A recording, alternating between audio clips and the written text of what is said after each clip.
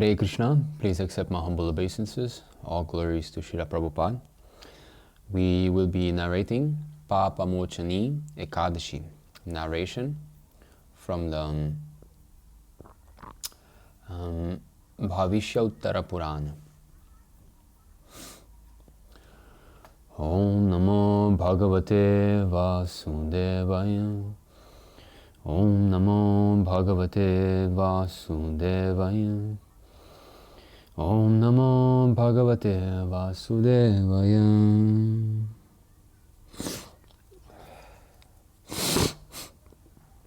Pāpamocanī Ekādaśī from the Bhaviṣya Purāṇa. Yudhishthira Maharaja said, O Supreme Lord, I have heard from you the explanation of all-auspicious Ekādaśī, which occurs during the light fortnight of the month of Phalguna, February-March. And now I wish to hear about the Ekādaśī that occurs during the dark fortnight of the month of Caitra, March-April. What is its name, O Lord, and what results can one attain by observing it? So as usual, most of the Ekādaśī stories take place between Lord Krishna and Yudhishthira Maharaj, a conversation where Yudhishthira Maharaj is inquiring from the Lord.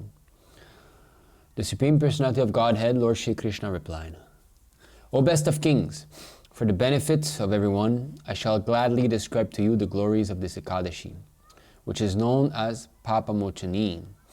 The history of this Ekādaśī was once narrated to the Emperor Medhāvī by Lomasha Rishi. King Medhāvī addressed the Rishi, O great sage, for the benefit of all people, please tell me the name of the Ekādaśī that occurs during the dark fortnight of the month of Caitra, and please explain the process for observing it. Also, please describe the benefits one gains by observing this Ekādaśī. Lomasa Rishi replied, the Ekādaśī that occurs during the dark part of the month of Caitra is named Pāpamocanī Ekādaśī. For the faithful devotee, it removes the influences of ghosts and demons. O Lion among men, this Ekādaśī also awards the 8 perfections of life, fulfills all kinds of desires, purifies one's life of all sinful reactions, and makes a person perfectly virtuous. So this is the goal of Ekādaśī, is to purify our existence so that we can take up to devotional service with all swing. What is holding us back from full surrender to the Lord is our papa, our sinful desires that are still there in the heart. Because Shastra says that we are eternal servant of the Lord, therefore love for Krishna is already there in the heart. This is what Sri Chaitanya Mahaprabhu is teaching us. So why is it that we're not loving Him at the moment? What is creating interference with that natural love? So that means there's something covering. So that covering are sins. And such sins have to be removed from the core. That means the actual desire to commit sinful activity. Now, what is a sin? Of course, in the more lenient manner to understand what sins are, they are meat eating, intoxication, gambling, and illicit sex. These are sins. And therefore, one who wants to be a qualified Brahmana must give up these 4 things. There was once, I believe, it was Prabhupada's godbrother, I think, who told that story to Prabhupada, that a lord from England asked his godbrother that, can you make me into a Brahmana? And yes, you follow those 4 regulative principles. And then, no, that's too hard. This is our life, So, if one wants to purify one's existence, he has to be freed from these 4 things. And also, no tea, coffee, cigarettes, all these things, chocolate even. because it contains cocoa. Anything that is agitative to the mind, anything that will adulterate our consciousness. We are trying to come back to the standard consciousness. Krishna consciousness means standard consciousness. Now in the material world, so we just say consciousness. That is disease. To just say consciousness is disease. Because when you say consciousness, that means the object of the consciousness is free for all. Anything goes. It's not supposed to be like that. The object of consciousness is simply supposed to be Krishna. Why we have hands? We need hands because we're supposed to be serving the Lord with these hands. We need eyes because we're supposed to looking at Him, His beautiful features. We need a mouth because we're supposed to glorify Him. This is why senses are manifested. The Lord manifests these senses of ours, which are not actually ours. He is the proprietor, Rishikesha. Rishika Esha. He is the proprietor of all the senses. So these hands belong to Him. I'm using them at the moment. It's just like a rented car. When someone rents a car, he has a purpose to fulfill, but that does not mean that the car belongs to him. So, or sometimes, when they get married here in China, maybe some rich man who has a few cars, he will lend the car to one of his friends. And then yes, you bring, you drive it in the procession so that many nice cars go get the bride. And in this way there are many beautiful cars. So he's lending his car to his friend so that his friend assists him in his enjoyment. Similarly, Krishna is lending us these senses. They don't belong to us. If I ask you to make that hand, you cannot do it. If I ask you to even explain how that hand is moving, you cannot explain. How much blood pressure is required, how many nerves and veins and bones, the arrangement of all these things. Such a extensive science. And that even scientists who can analyze this much better than the common man, they also cannot create a hand. They try to make these artificial arms, robot arms that are so flimsy and so hard, and it doesn't work. So these hands don't belong to us. So the actual true meaning of sin, the very strict understanding, is that anything that we do to enjoy independently of Krishna, trying to enjoy independently of the Lord, is called a sin. So to think of something which is not related to the Lord is sinful. To use our hand for something else than the service of the Lord is sinful. To walk to a place where it's not going to be in relation to our service to the Lord is sinful. So these things, even these, have to be purified. Okay, we're going to read from Srimad Bhagavatam, Canto 6, Chapter 2, Text 17. Although one may neutralize the reactions of sinful life through austerity, charity, vows, and other such methods, these pious activities cannot uproot the material desires in one's heart.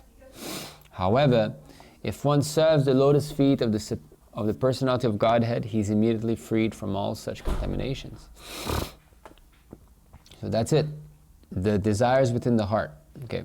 Prabhupada states in the purport, as stated in Srimad Bhagavatam 11:2-42, Bhaktihi parishanubhavo viraktiranyantracha. Devotional service is so powerful that one who performs devotional service is immediately freed from all sinful desires. All desires within this material world are sinful, because material desire means sense gratification, which always involves action that is more or less sinful. Pure bhakti, however, is anyabhilashita sunya. In other words, it is free from material desires, which result from karma and jnana. One who is situated in devotional service no longer has material desires, and therefore he is beyond sinful life. Material desires should be completely stopped. Otherwise, although one's austerities, penances, and charity may free one from sin for the time being, one's desires will reappear because his heart is impure. Thus he will act sinfully and suffer.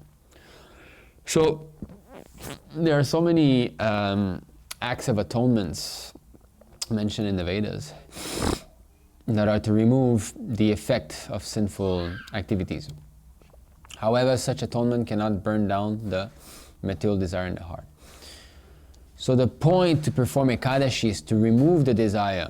The point to chant Hare Krishna is also to want to be only engaged in the service of the Lord. That is the whole point. If we chant the Mahamantra Hare Krishna with a view to get freed from the reaction of sinful lives, that is still a material desire. Because the desire should simply be to be engaged in the service of the Lord and nothing else.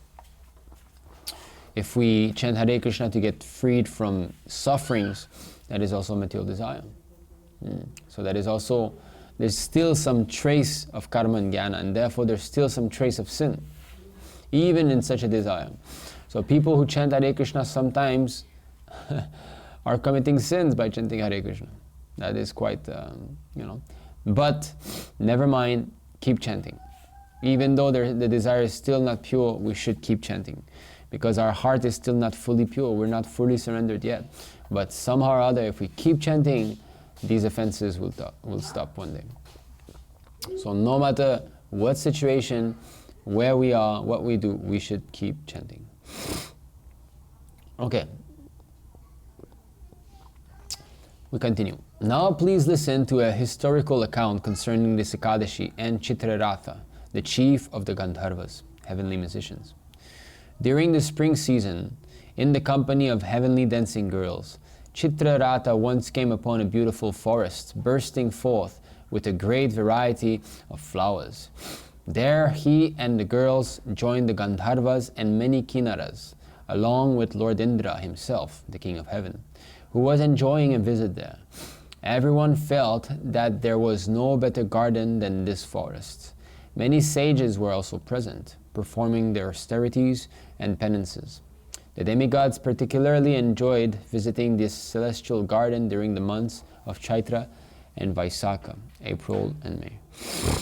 So these heavenly gardens, we hear of them in Shastra.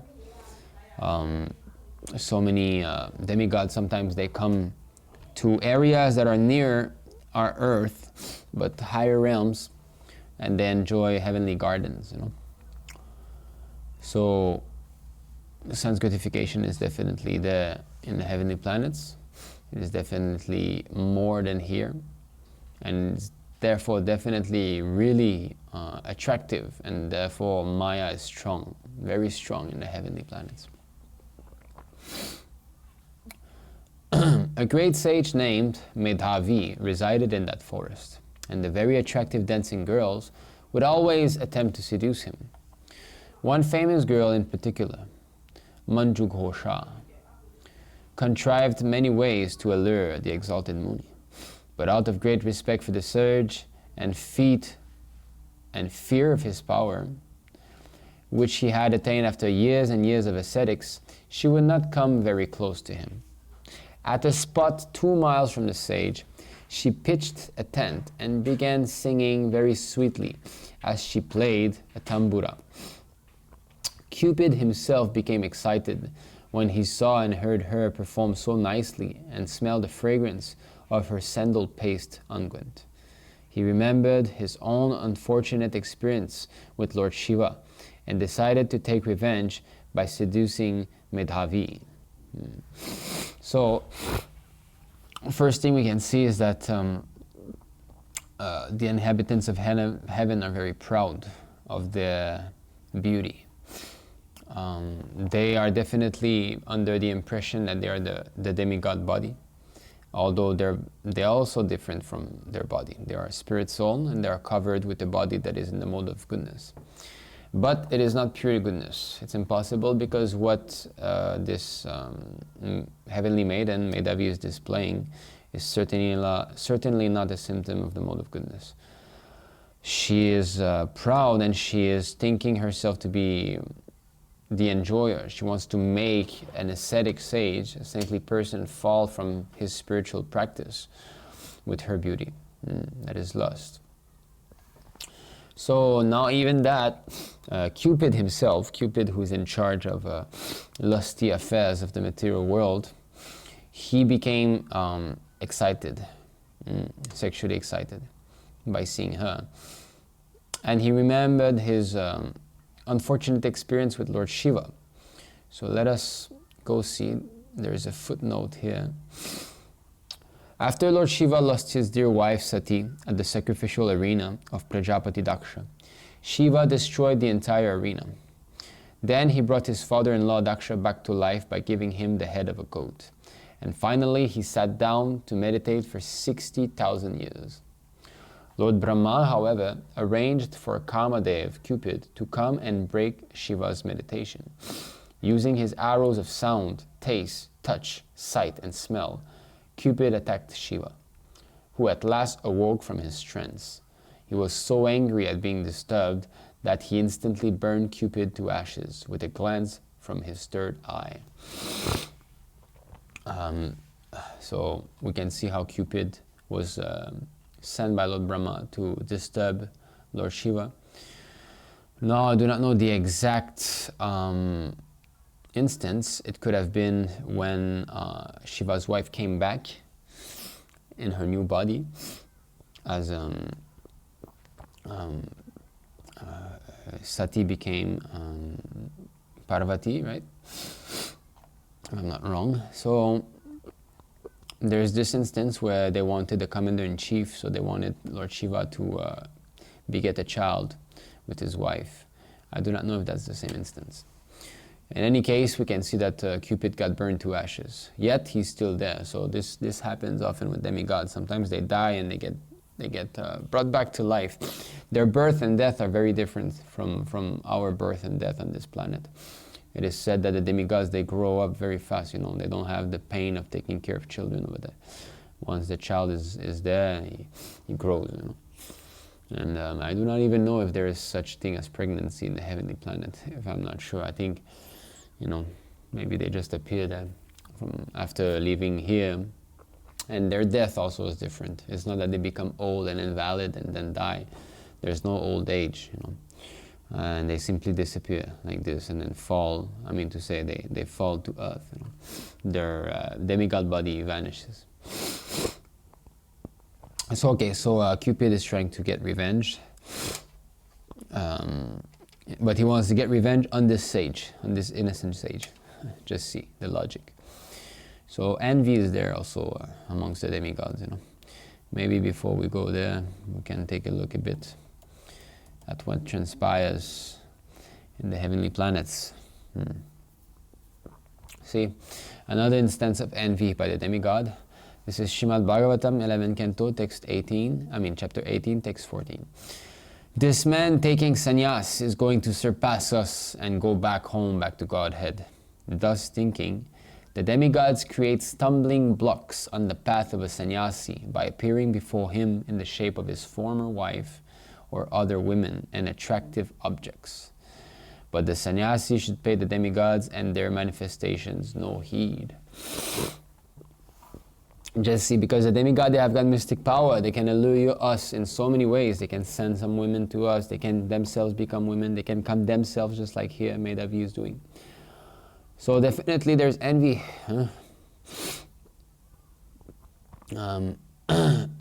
They're actually envious, especially they're envious of Indians.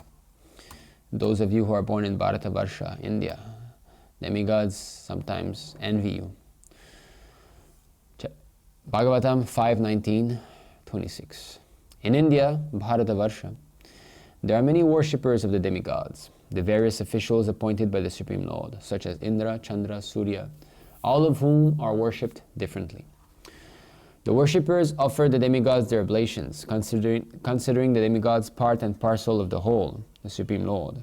Therefore, the Supreme Personality of Godhead accepts these offerings and gradually raises the worshippers to the real standard of devotional service by fulfilling their desires and aspirations. Okay, this is something else, but because the Lord is complete, He offers the worshippers the benedictions they desire, even if they worship only part of His transcendental body. So this is an explanation of demigod worship, actually.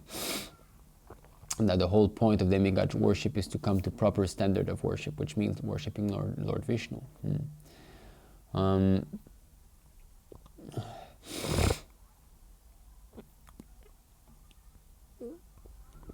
Now, where is that?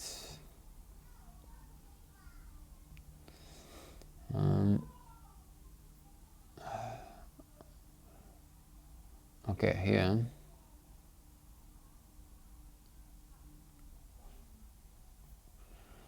Okay, so anyway, I was looking for a verse saying that they want to take birth on earth, you know. Oh yes, I know where that is, so yeah, okay.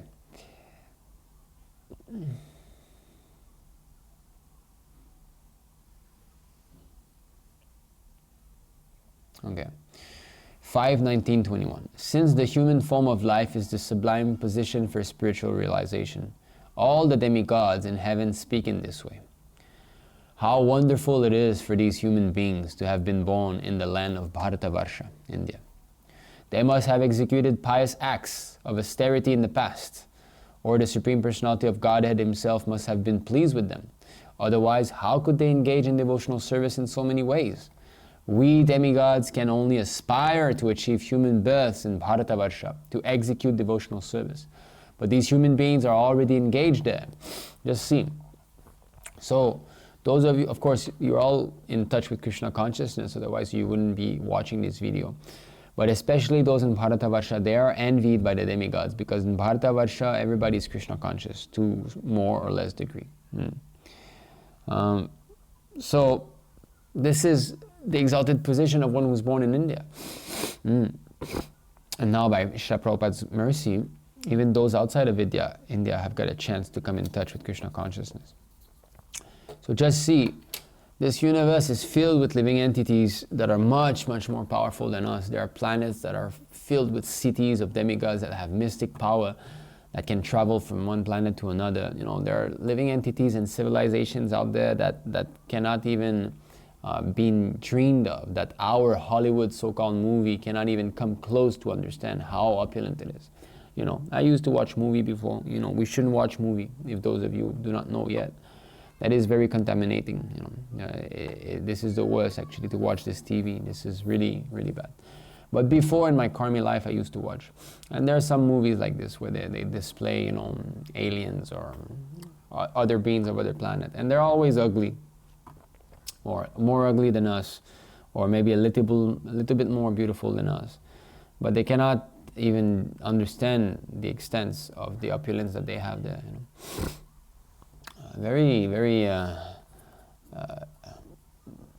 retarded civilization we live in, thinking we're the only one in the universe and that we're the best, and very, very sinful this age, you know, complete ignorance, completely foolish. And this is why all the problems, you know, this COVID, this war in Russia, I mean, the manifestations everywhere around the world, I mean, it's going to hell basically, because people have put God on the side, you know. 11:20:12, Srimad Bhagavatam. The residents of both heaven and hell desire human birth on earth, planet, because human life facilitates the achievement of transcendental knowledge and love of Godhead, whereas neither heavenly nor hellish bodies efficiently provide such opportunity. Just see. So both hell and heaven, they want to come here. So how fortunate we are. So many living entities, right?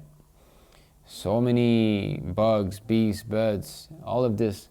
And only a few are human beings. What is it on our planet? Our known planet, they say 7 billion or so.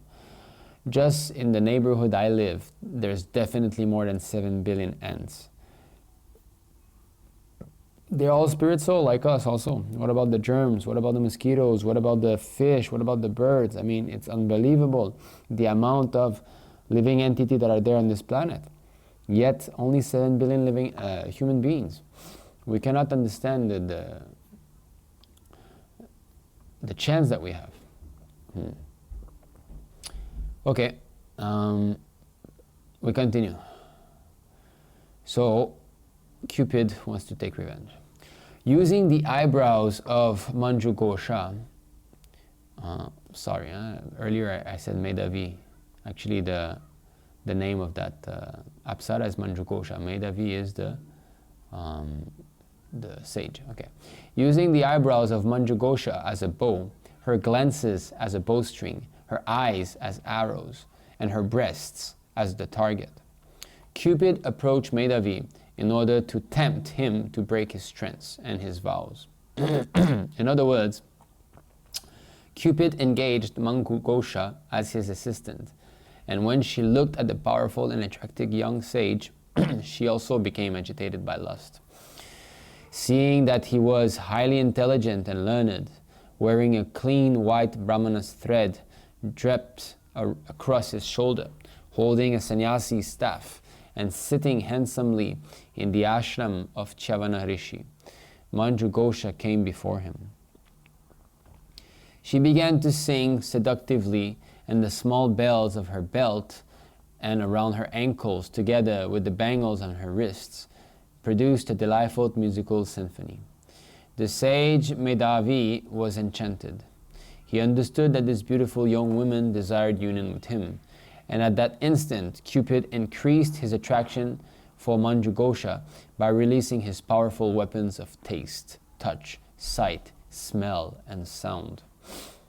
Slowly Manjughosha approached Medhāvī, her bodily movements and sweet glances attracting him.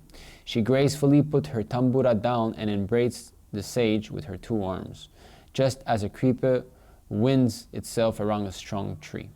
Captivated, Medhāvī gave up his meditation and decided to sport with her. And instantly his purity of heart and mind abandoned him. Forgetting even the difference between night and day, he went away with her to sport for a long, long time. So this is the danger of associating with women. Women is a creation by Brahma to block a man's spiritual salvation.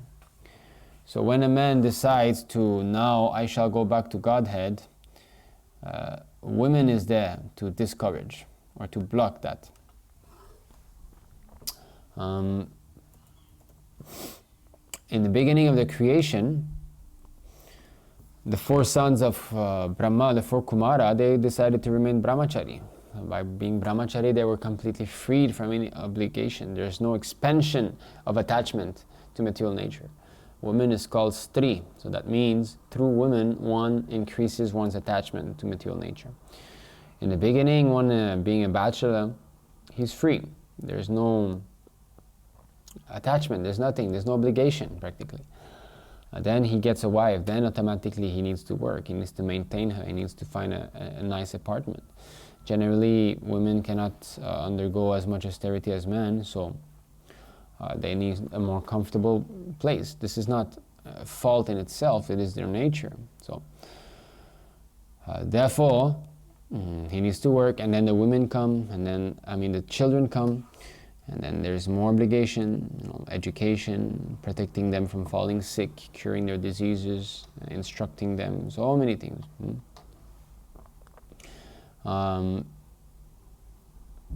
Yeah. So now there's another footnote concerning this. Here it said, female association is so powerful that a man forgets his time, energy, possessions, and even his own identity.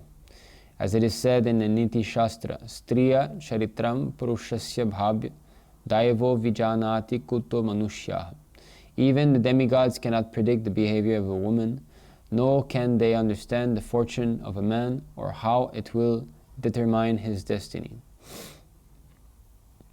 According to Yajnavalkya Muni, a celibate person who desires spiritual life should give up all association with women, including thinking of them, seeing them, talking with them in a secluded place, taking service from them, or having sexual intercourse with them. So these are some of the regulative principles that a brahmachari has to observe. Brahmacharya is not simply abstaining from sex. No, there's much more than this.